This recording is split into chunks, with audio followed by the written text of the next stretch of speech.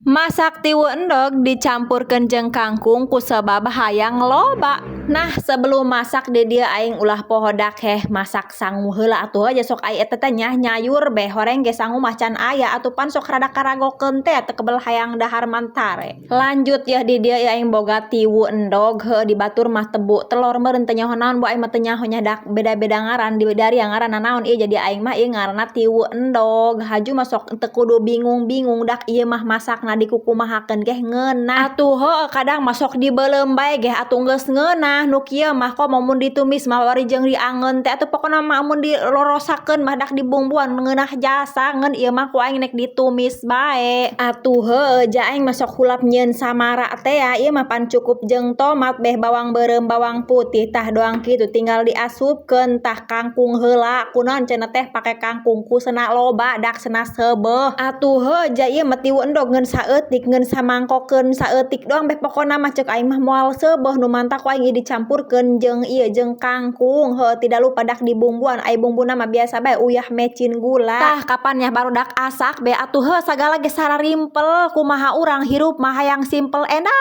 hayang ribet endah atuh heuh doang kieu pan tumis doang ge pan anggeus beh kadeuleu ku dalari dak atuh heuh ceuk aing mah pan doang kieu ge menarik tinggal dikejoan kejona kejo haneut ulah poho mana ting-ting ngeunahna.